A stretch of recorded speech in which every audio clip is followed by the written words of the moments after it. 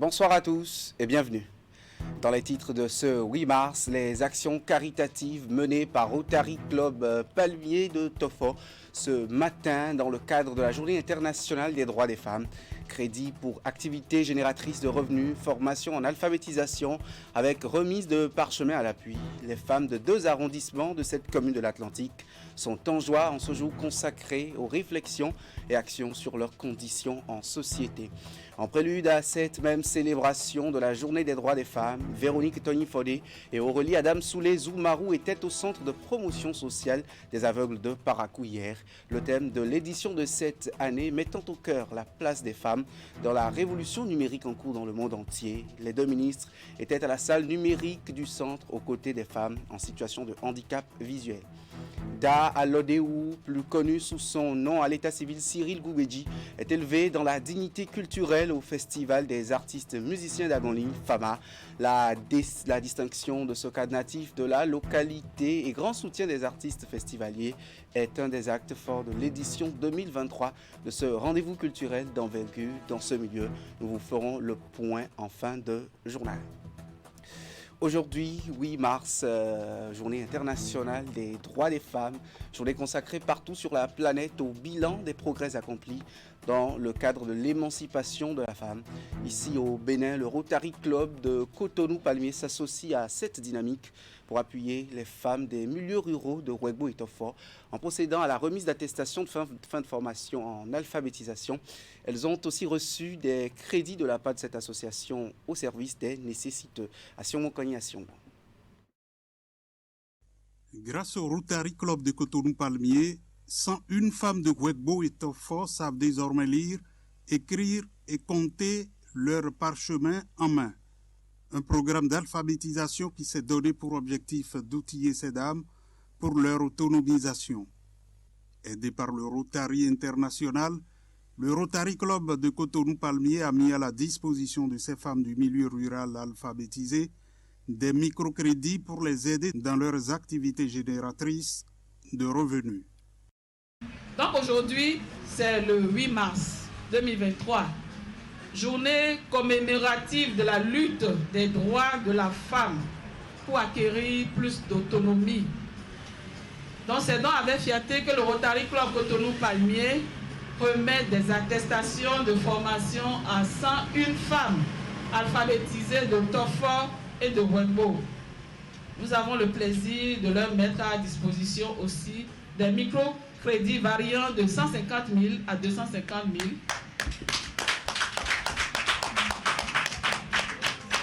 Donc, ceci leur permettra de renforcer leurs activités génératrices de revenus.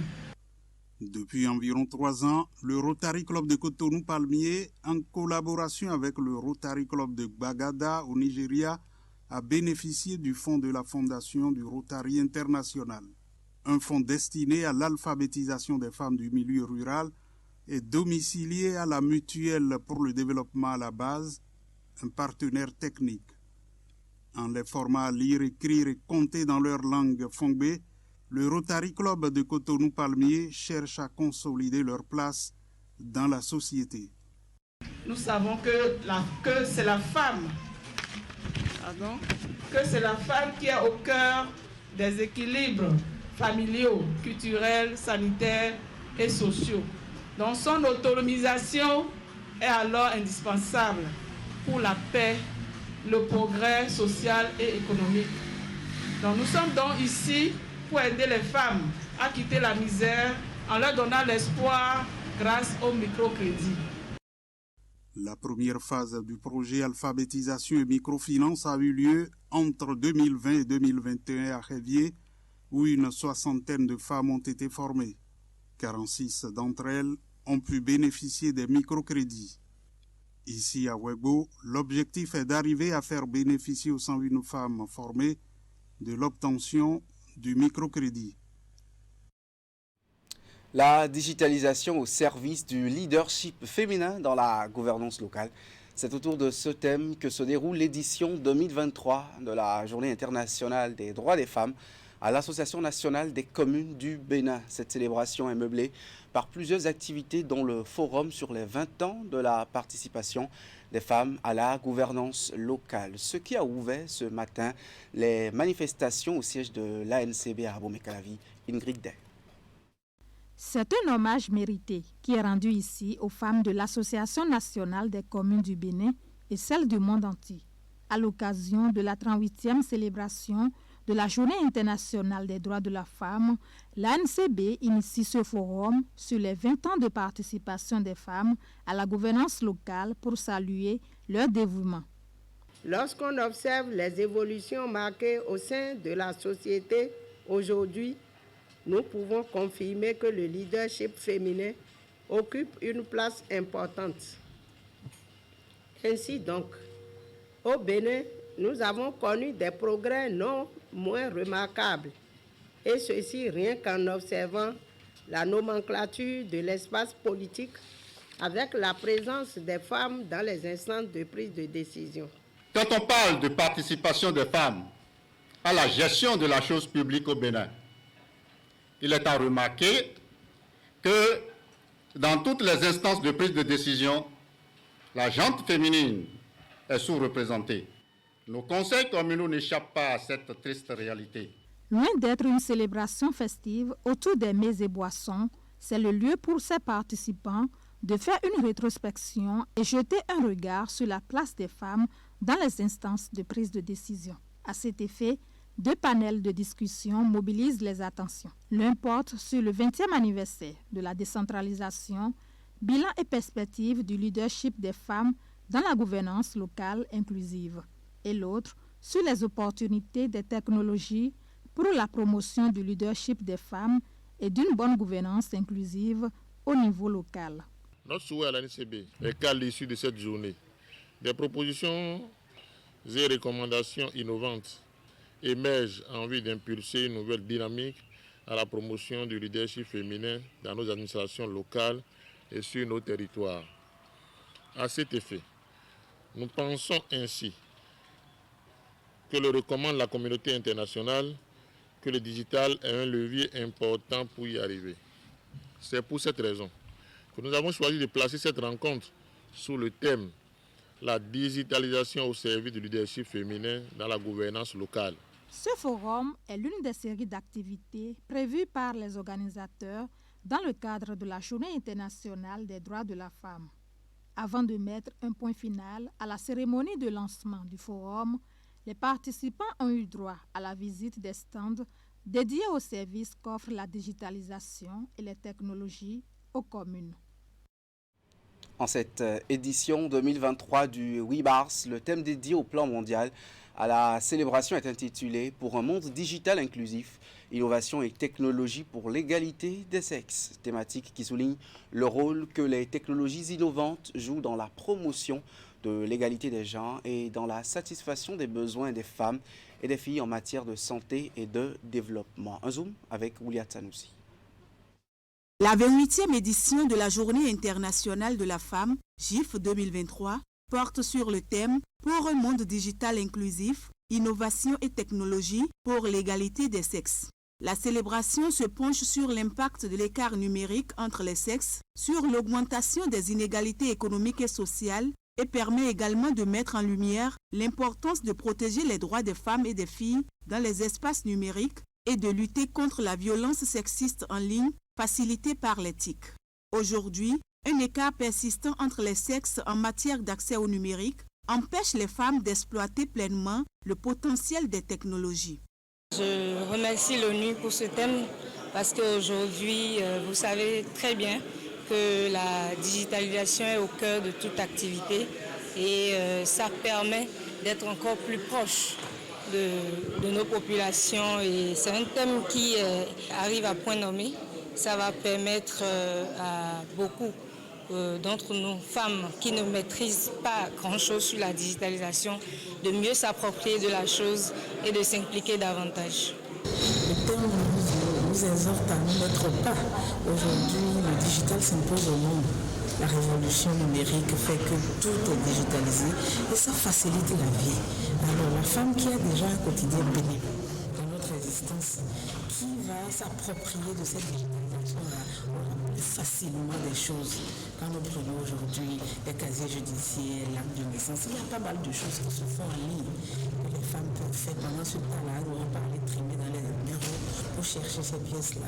Donc je pense que c'est une avancée qui s'impose. Nous devons nous approprier de cela pour pouvoir aller de l'avant et être au même niveau d'évolution que les pays émergents. Au Bénin, plusieurs réformes sont mises en œuvre depuis quelques années par le gouvernement dans le domaine du numérique. Le ministère du numérique et de la digitalisation a pour mission la conception, le suivi et l'évaluation de la politique générale de l'État en matière de communication électronique, de développement numérique et de transformation digitale de l'administration publique, des entreprises et des autres secteurs de la société. L'écosystème du numérique au Bénin est en pleine maturation et est porté par le gouvernement à travers le ministère du numérique et de la digitalisation et les agences sectorielles.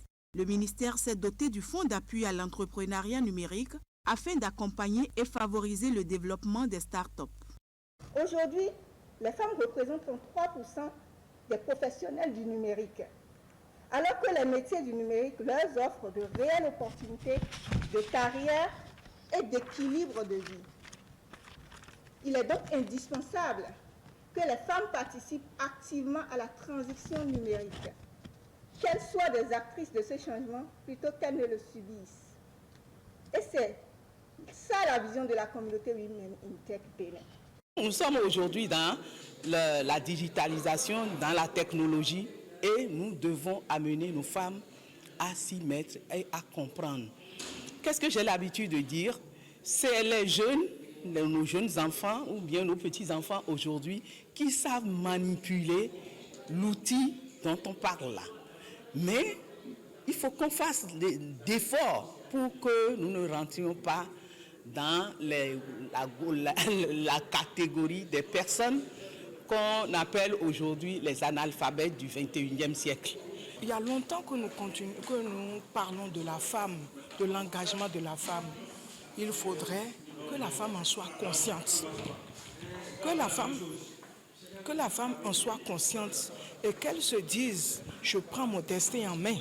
Est-ce que vous voyez? Plutôt qu'elle ne soit en position de celle qu'on porte et qu'on pousse. Vous voyez? Donc, en principe, tout ce qu'il y a d'innovant, la femme doit pouvoir se mettre, te jeter à l'eau et puis être à la pointe. Être à la pointe. Donc, sincèrement, je trouve que le thème est bien, mais j'espère que mes sœurs femmes se l'approprient. Parce que le tout n'est pas de parler. Il faut agir. Il faut agir. Et agir, ce n'est pas agir à la place de l'autre, mais qu'il faudrait que la personne puisse, celle à qui ça s'adresse, puisse vraiment s'y mettre, s'intéresser à la chose et puis avancer. Dans le même temps, les technologies numériques offrent de nouvelles perspectives pour l'autonomisation au niveau mondial des femmes, des filles et d'autres groupes marginalisés. L'ère numérique représente une occasion unique d'éliminer toutes les formes de disparité et d'inégalité. Cette édition 2023 de la Journée internationale de la femme permet de saluer et de célébrer les femmes et les filles qui défendent l'avancement de la technologie transformatrice et de l'éducation numérique. Parce que entre les hommes eux-mêmes, ils ne se font pas de cadeaux. À plus forte raison, que faire de cadeaux à la femme. Moi, je crois qu'on doit se battre, on doit continuer de se battre et être en avant, être au devant de la scène plutôt que de nous faire pousser. En cette journée internationale des femmes, l'ONU appelle les gouvernements, les activistes du secteur numérique et le secteur privé à intensifier leurs efforts pour rendre le monde numérique plus sûr, plus inclusif et plus équitable. Une brèche d'urbanisme bien sûr dans cette édition.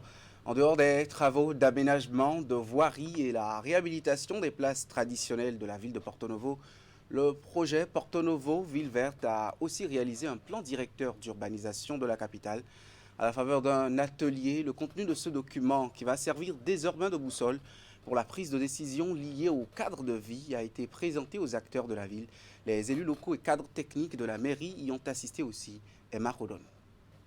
Cet atelier organisé par la coordination du projet Porto Novo Ville Verte vise l'appropriation par les cadres techniques et les élus locaux du plan de développement urbain durable élaboré par le projet pour le compte de la ville de Porto Novo. Le plan de développement urbain durable est un document de planification qui trace les grandes directives pour gérer la dynamique d'urbanisation de la ville de Porto Novo d'ici 2035. Sa mise en application devra permettre de finir avec l'aménagement anarchique et incontrôlé, bref, avoir une ville de Porto Novo aménagée dans les règles de l'art pour une meilleure qualité de vie des populations. Nous sommes aperçus que Porto Novo est une ville qui évolue dans tous les sens. La ville est caractérisée par un étalement urbain et un manque d'équipement majeur. Et la ville est confrontée également à des problèmes de mobilité. Vous savez, il est heureux que ces derniers temps, Porto Novo ait bénéficié d'un certain nombre de grandes interventions de la part du gouvernement. Et en termes de mobilité, aujourd'hui, tout le monde voit qu'il y a des efforts très forts appréciables que le gouvernement fournit. Alors aujourd'hui, le document reprend tous ces exercices et projette la ville de Porto Novo dans les horizons 2035. En termes de mobilité, aujourd'hui, nous avons une vision très claire. Mais c'est pareil pour l'évolution du bâti, parce qu'une ville, c'est le bâti, c'est les maisons. D'accord ? Donc aujourd'hui, le document a pris en compte tous ces éléments-là, a protégé les zones qui sont inondables. Nous avons élaboré un zonage de la ville de Porto Novo. Nous sommes au début d'un mécanisme d'appropriation qui a commencé par les élus et les techniciens de la ville. Donc nous avons également d'autres dispositions en vue, d'accord, pour que la population également puisse s'approprier le document. Nous irons jusqu'à, si le temps le permet, les moyens le permettent, jusqu'à en faire une mise en ligne pour que le citoyen lambda de Porto Novo qui est à Luo, ou bien qui est à Hunsa, ou bien qui est à Djagidi, lorsqu'il doit pouvoir demander le permis de construire, il faut que lui-même aille en ligne pour aller voir dans quel îlot il se trouve, dans quel quartier il se trouve et ce que dit le règlement d'urbanisme de la zone. Tout ça, c'est pour l'amélioration du cadre de vie. La conception de ce nouveau plan de développement urbain durable tient compte des différents tests qui régissent l'aménagement urbain au Bénin. Le contenu du document présenté a émerveillé techniciens et élus de la ville, ainsi que les bailleurs du projet Porto Novo Ville Verte. Ils ont eu à nous présenter un plan de zonage. Il y a des zones naturelles et que ce qu'il faut faire par rapport aux zones naturelles et ce qu'on ne peut pas faire pour telle, ce qu'on ne peut pas faire pour telle. Autant de choses qui nous permettent maintenant d'orienter le développement de la ville. Par exemple, si une route est déclarée inondable et consort, on ne saurait autoriser une construction sur de pareilles parcelles. Donc ça permet de ne pas évoluer en désordre. Il y a que c'est bien planifié et je crois que ça nous rassure. Je trouve alors en ce plan, le plan de développement urbain durable de la ville de Porto Novo, un outil de référence. Je voudrais alors remercier tous ceux qui ont œuvré pour que nous puissions avoir cet outil de référence-là, et notamment le projet Porto Novo Ville Verte, ainsi que tous ses partenaires. Après cet atelier d'appropriation du document par les cadres techniques et élus de la ville, ce sera prochainement le tour des populations d'être mises au parfum du contenu du document. Du retour de Porto Novo, je reçois pour vous dans ce journal Armelle Toffon, elle est responsable boutique Saint-Michel à Canal+ Bénin. Bonsoir Madame Toffon. Bonsoir Monsieur. À Canal+, l'actualité, c'est l'ouverture de droit promo piment. Est-ce que vous pouvez nous donner des précisions par rapport à cette offre? Oui, la promo piment actuellement, il s'agit des 15 jours offerts à tout Canal pour tout réabonnement. Le client fait son réabonnement. D'abord, c'est une offre qui court du 24 février au 10 avril. Le client fait son réabonnement et maintient sa formule de réabonnement et il profite de 15 jours tout Canal. Une offre similaire, c'est bien Booster Promo Piment. De quoi s'agit-il? Le Booster Promo Piment a rapport avec l'achat du décodeur. Le prix du décodeur actuellement est à 1000 francs. Et la formule d'abonnement, c'est à partir de la formule évasion. Donc le ticket d'entrée, c'est 15 000 actuellement. Et l'installation est à 3 000 au lieu de 4 000. Quels sont les temps forts de cette programmation que nous propose Canal+ Bénin? Sur ce mois de mars, le mois de mars est un mois bien épicé. vous pouvez suivre sur nos écrans, sur vos écrans actuellement, dès le 13 mars, la série Création Canal Plus originale, Le Trône d'Akashi. C'est une série épique.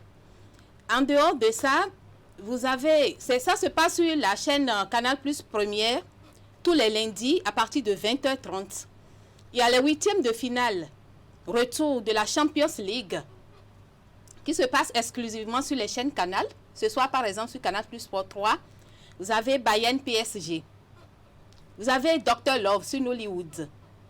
En dehors de ça, il y a Les Coups de la vie. C'est une série qui va passer sur Canal Plus A Plus Ivoire à partir du 13 mars également. C'est une programmation bien riche. Nous allons finir avec un rappel de comment s'abonner à Canal Plus. Pour s'abonner à Canal Plus, c'est très simple. Les clients peuvent se rendre dans les différentes boutiques de Canal Plus sur le territoire national, dans les bergeries ou bien au niveau des points chez les distributeurs agréés. Ils peuvent aussi faire leur réabonnement via MTN Money en composant étoile 880, étoile 5 dièse et suivre les instructions, ou bien Move Money, étoile 885, étoile 5 dièse. Merci et suivre les à instructions. vous, Amel Tofo. Oui. Vous êtes responsable boutique Saint-Michel à Canal Plus Bénin. Je vous remercie pour votre passage dans cette édition. Dans la suite, 2 ministres du gouvernement, comme je vous l'ai dit en sommaire de cette édition, étaient au centre de promotion sociale des aveugles de Parakou hier. Véronique Tony-Follet des affaires sociales et de la microfinance et sa collègue du numérique et de la digitalisation Aurélie Adam Soulé Zoumarou sont allés visiter les pensionnaires de la salle numérique du CPSA.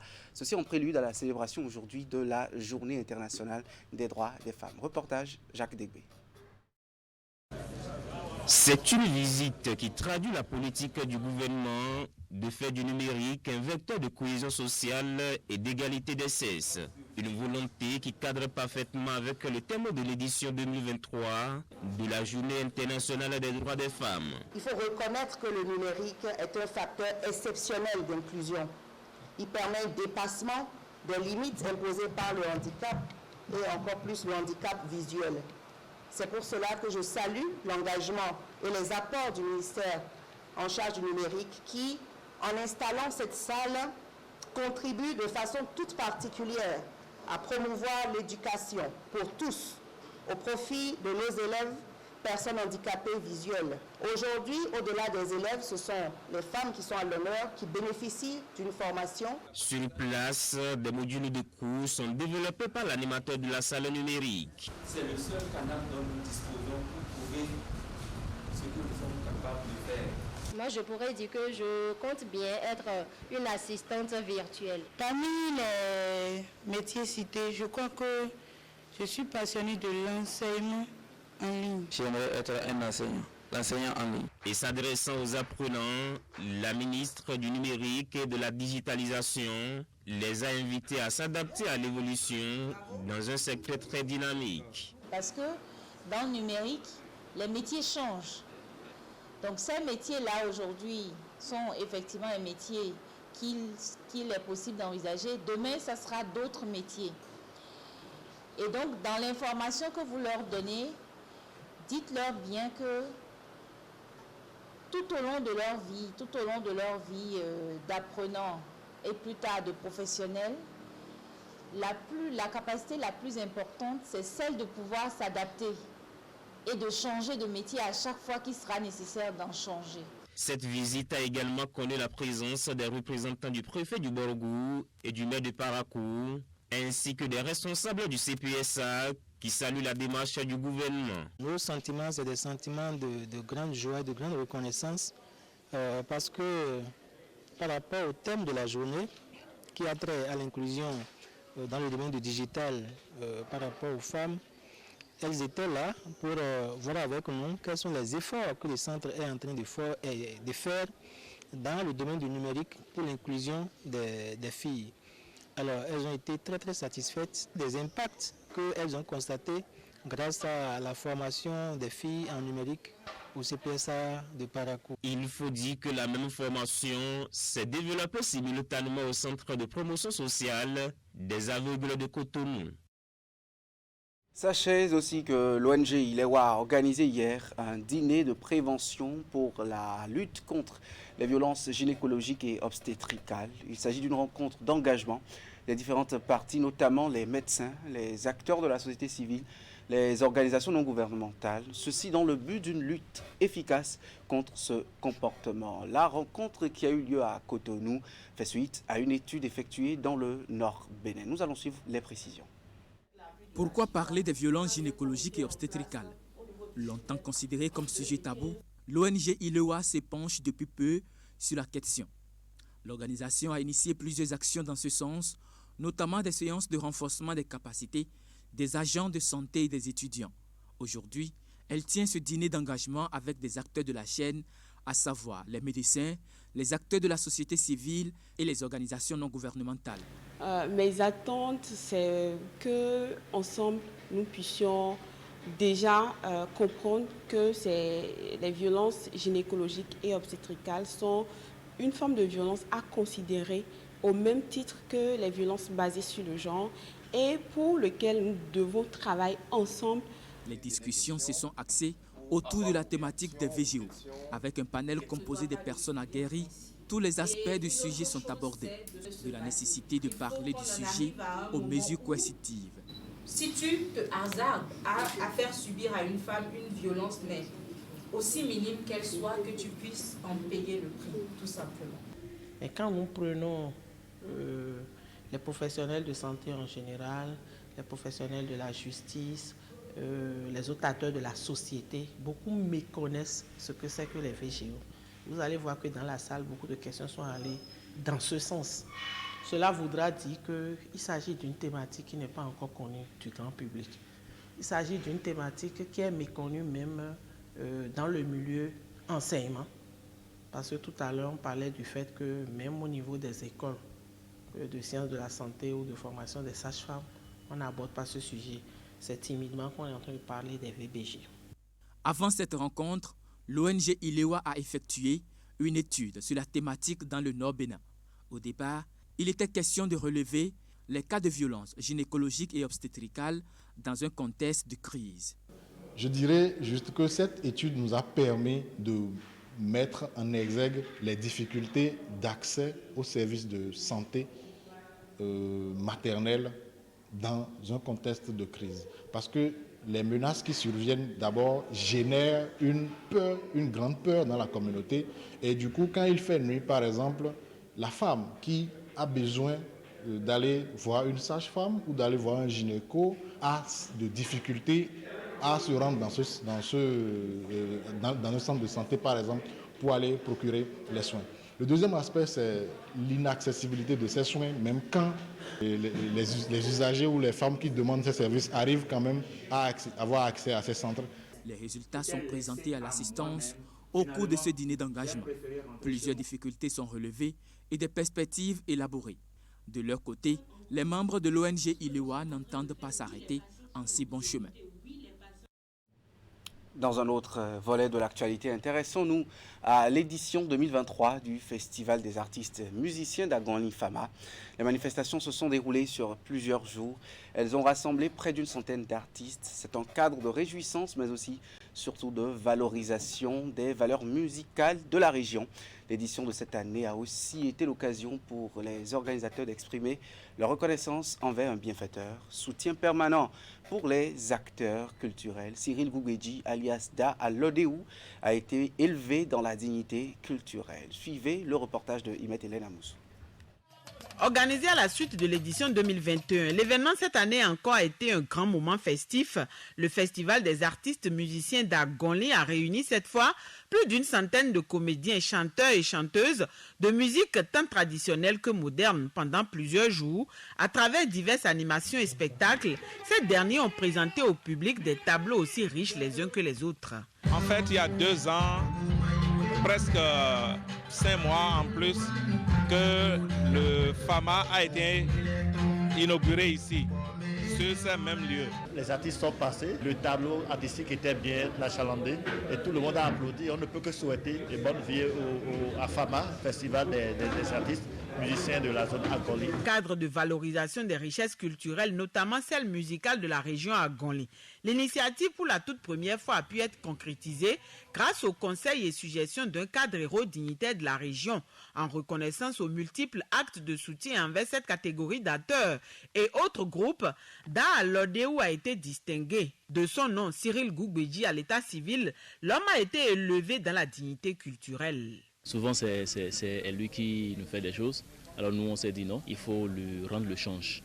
Alors pour lui rendre le change, il faut le distinguer. Déjà, quand je prends même tout ce que Dalodeu fait, c'est de l'inédit à Agoli. Ces artistes, depuis plus de 2 ans, ont constaté que voilà quelqu'un qui nous a mis sur orbite. Il faut le lui reconnaître pour susciter d'autres appuis. C'est vrai que ça a honoré Sa Majesté Dalodeu. Ça honore tout Agoli. J'ai choisi d'être là ce soir à cause de Da Alodeu, M. Cyril Goubedji, qui est un grand frère. Et compte tenu de tout ce qu'il fait pour les artistes d'Agoli, de la région d'Agoli. Pour cet acte de route porté envers sa personne, l'élu a remercié les initiateurs. Il a également exprimé sa gratitude envers l'ensemble de la chefferie traditionnelle de la région Agoli. Lorsque votre communauté vous distingue pour services rendus, elle vous invite à davantage d'assistance, davantage d'intervention, davantage de réflexion pour son développement. Je sais qu'à partir de cet instant encore, j'ai à redoubler d'ardeur, à redoubler de vigilance et de dévouement au service de ma communauté. Pour conclure, Da Alodeu n'a pas manqué de prodiguer des conseils à l'assistance, de même qu'à la jeune génération. Selon lui, puisque c'est au bout de l'ancienne corde qu'on tisse la nouvelle, il urge que les jeunes prennent conscience de l'importance de la culture afin de ne pas perdre les repères. Merci de nous avoir suivis et bonne suite de réflexion à chacun et à tous sur les droits des femmes, même au-delà de ce 8 mars.